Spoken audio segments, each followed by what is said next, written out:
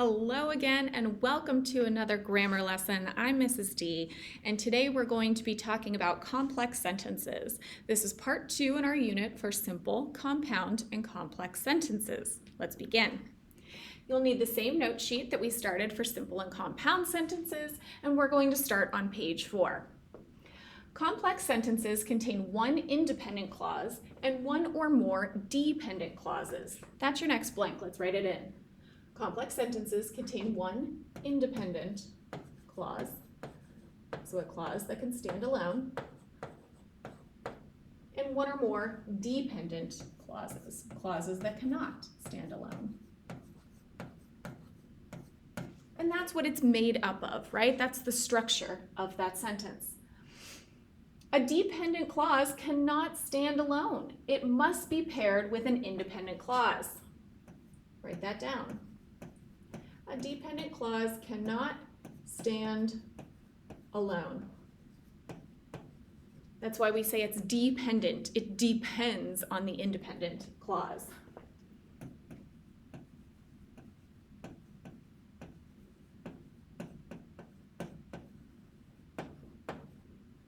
They have to be paired together in order to form a complex sentence.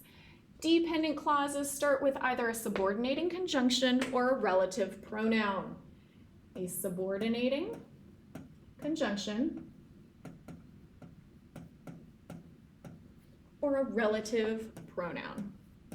Now, those words sound big and fancy and scary, but they're really not. They're really quite simple, and you're going to sound really smart when you tell people that you know what a subordinating conjunction is and how to use one. Let's check it out. Here are some common subordinating conjunctions. Some are more common than the others, and you'll see them used more often. Words like if. Oh, I thought that was my highlighter. Wait a minute. Words like if is a popular one. Words like even though or although. Since is a popular one. And because. Those are some of your more common subordinating conjunctions that you'll see. So you do not need to memorize these, but you should be able to recognize them in a sentence. So here's what that would look like in a sentence. Since you have done so well on the quiz, we will take a field trip. The independent clause, we will take a field trip. It has a subject and a verb. It can stand alone. We will take a field trip. The dependent clause, since you have done so well on the quiz, it's a dependent clause because even though it has a subject, it has a verb, it can't stand alone. And the reason it can't stand alone is because of that subordinating conjunction, right? If you think about it, if I just came, I started class and I said, okay, everybody, since you've done so well on the quiz, and then I stopped. That would be a fragment, right? It can't stand alone. It kind of leaves you wanting more. It's not a complete thought. That's why we say that it's dependent and it must be paired with an independent clause.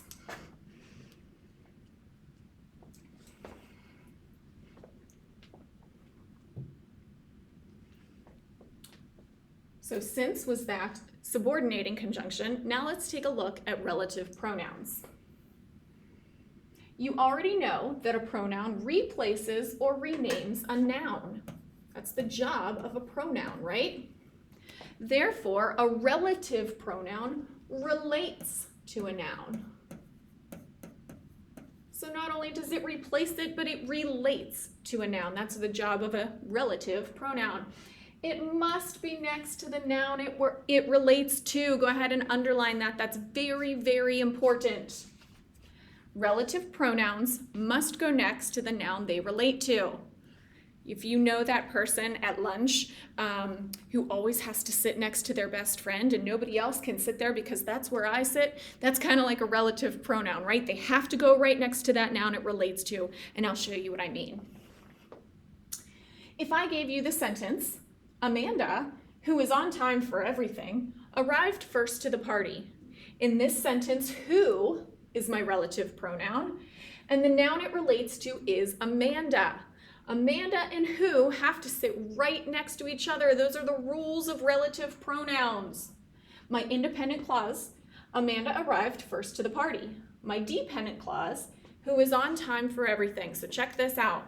These relative pronouns are so picky and so needy. The fact that they have to go right next to the noun it relates to, they have the ability to split up an independent clause and go right in the middle.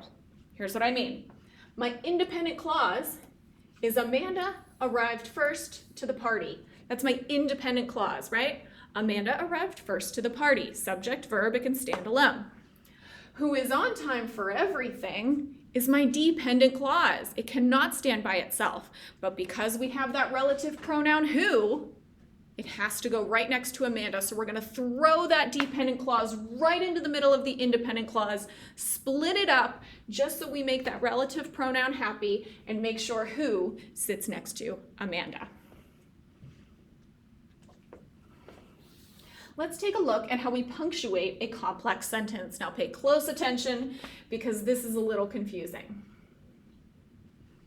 When we punctuate a complex sentence, we need to look at which clause comes first. If it's the independent clause, we do not need a comma. If the dependent clause comes first, we use a comma. Why? I have no idea. Those are the punctuation rules. Here's what I mean by that. We will not eat outside today since it is raining. We will not eat outside today is my independent clause. No comma. Since it is raining, we will not eat outside. Since it is raining is my dependent clause. It comes first, we use a comma. So I often say to students, check out that first word in the sentence. If that first word in the sentence is either a relative pronoun or a subordinating conjunction, you're gonna use a comma. Right? In this case, since we have that subordinating conjunction that signals the dependent clause, the subordinating conjunction starts a dependent clause. Because we have that starting the sentence, we use a comma.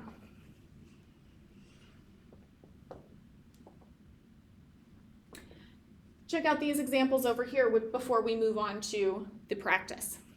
Since it has stopped raining, we will go outside for AT. Since it has stopped raining, dependent clause, we use a comma. I could write the exact same sentence and switch it.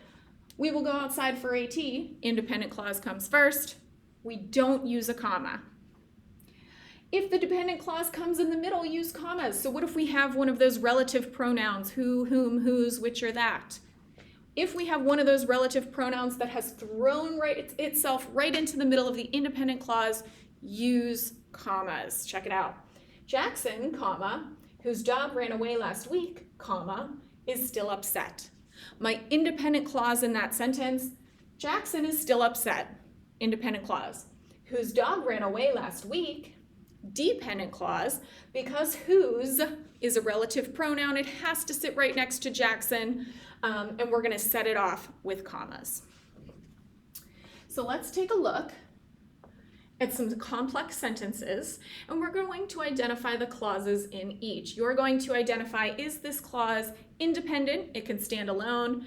Which one is dependent? Cannot stand alone. And we're going to do that by underlining.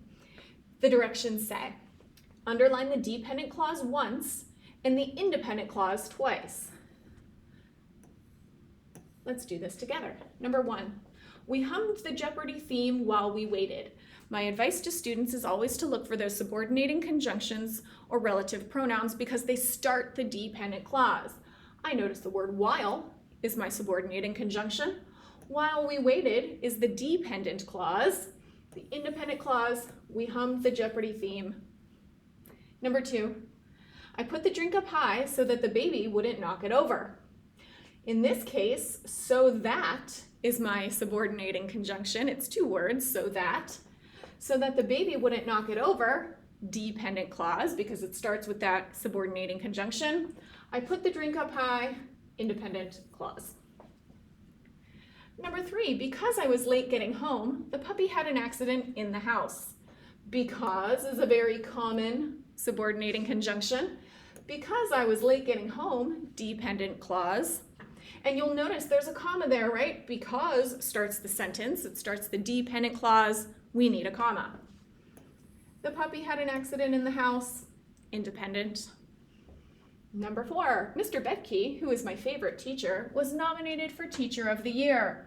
Check this out. We have who, a relative pronoun.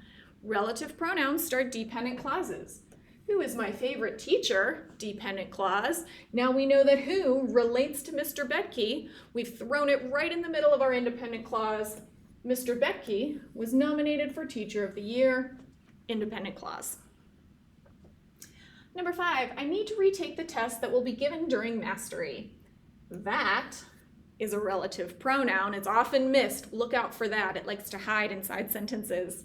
That is a relative pronoun. It starts the dependent clause. Everything else is the independent clause.